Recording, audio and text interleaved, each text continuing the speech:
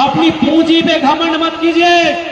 भारत के संविधान के प्रियम्बल में पूंजीवाद का नहीं, समाजवाद का जिक्र है। और यदि भारत के लोकतांत्रिक संविधान में आज अगर 1% भी ताकत है तो बीसीसीएल प्रबंधन, यह जनता गांधी के देश में आपको उठा के पटक के दिखाएगी। इस बात को याद रखिएगा। यदि भारत के संविधान में यदि शोषित वंचितों के पक्ष में 1% भी आज जान बची है तो ये शोषित वंचित लोग बीसीसीएल रहे चाहे कोई प्रबंधन रहे, अपना हक अपना अधिकार लेने का भी मादा रखती है। आज मैं बीसीसीएल प्रबंधन को ये चेताना चाहूंगा।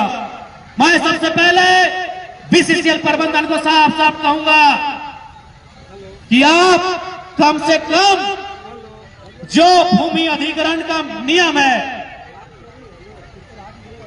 भूमि अधिग्रहण का जो नियम है, चाहे बीसीसीएल रहे या टाटा यूनिट रहे जमाडोबा, भूमि अधिग्रहण का जो नियम है कि यदि आप भूमि अधिग्रहण करते हैं तो आपको आरआर पॉलिसी के अंतर्गत, लैंड एग्जीक्यूशन एक्ट के अंतर्गत जो रैयत को सुविधा मिलनी चाहिए वो सुविधाएं आपको देनी होगी।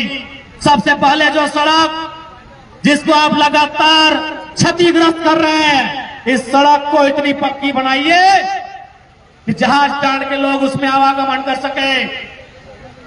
तमाम जो उद्योग कंपनियां होती हैं वो सीएसआर के माध्यम से उस क्षेत्र में डेवलपमेंट का काम करती हैं। इसलिए मैं स्पष्ट आपको चेताना चाहूंगा। और ये बड़ी दुर्भाग्य, मैं मीडिया बंधुओं के माध्यम से इस राज्य की जनता को कहना चाहूंगा कि कितना दुर्भाग्य है और किस प्रकार से, यदि आपको लोकतंत्र की हत्या देखनी हो, यदि आपको भारत के संविधान की हत्या देखनी हो, यदि आपको विधि व्यवस्था कानून की हत्या देखनी हो, यदि गांधी के देश में गांधी के विचारों की प्रतिदिन हत्या देखनी हो, आप कोयलांचल चले आइए, आप कोयला के खदानों में चले आइए। कोयला के खदानों में, लोकतांत्रिक देश में, संवैधानिक देश में रोज गांधी अंबेडकर के विचारों की हत्या होती है। जब किसी ने कहा है, जब धनबाद के उपायुक्त ने कहा है, उन्होंने 33 करोड़ रुपए यहाँ के रैयतों का आवंटन करने के लिए दे दिया है, तो फिर अड़चन क्यों आ रही है, ये बीसीसीएल प्रबंधन बताने का काम करेगी। और मेरे हिसाब से 33 करोड़ का रकम भी रैयतों के लिए मामूली है। रैयत जिनकी जमीन में कोयला है, रैयत जो इस मिट्टी में कई हजार सालों से रहते हैं, सीते हैं, खाते हैं, कमाते हैं और इसी मिट्टी में मर के चले जाते हैं, उनके लिए आपने 33 करोड़ का जो आवंटन का घोषणा किया है, उस घोषणा को भी पूरा नहीं किया जा रहा है। तो कैसे नहीं माने कि लोकतांत्रिक भारत में, गांधी के, अंबेडकर के भारत में उनके विचारों की हत्या रोज की जा रही है, ये क्यों नहीं माने।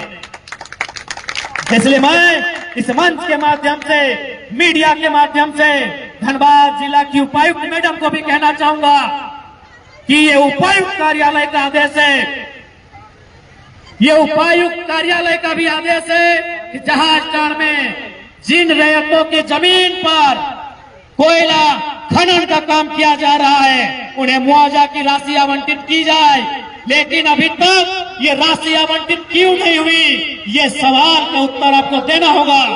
यदि अभी देते हैं तो ठीक है, नहीं तो अगले विधानसभा में आपको इस सवाल का उत्तर देना होगा कि अभी तक मुआवजा की राशि का आवंटन कैसे नहीं हुआ।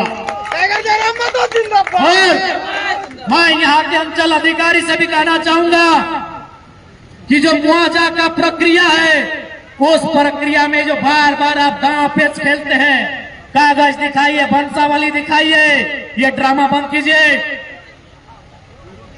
ये हमारे पूर्वजों की धरती है। आप यहाँ की भोली भाली जनता को कागज पत्र के नाम में उलझाने का काम नहीं करें। मैं ये संदेश स्थानीय अंचल अधिकारी से को देना चाहूंगा।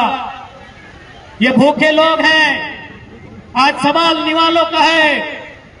ये भूखे लोग, लाचार बेबस लोग हैं, जिनकी जमीन पर लाखों करोड़ों की कीमत का कोयला निकलकर पूरे देश दुनिया में चला गया, लेकिन आज ये लोग एक मामूली नौकरी के लिए आंदोलन करने के लिए बाध्य हो जाते हैं। एक मामूली रकम की सड़क को बनवाने के लिए आंदोलन करने के लिए बाध्य हो जाते हैं। मामूली विषयों के लिए, मामूली मुद्दों के लिए यहाँ के लोग धरनों में बैठने के लिए बाध्य हो जाते हैं। तो मैं तमाम जो पदाधिकारी हैं, बीसीसीएल प्रबंधन समेत मैं तमाम लोगों को कहना चाहूंगा, जहां के लोगों की समस्याओं का निदान 1 महीना के भीतर किया जाए।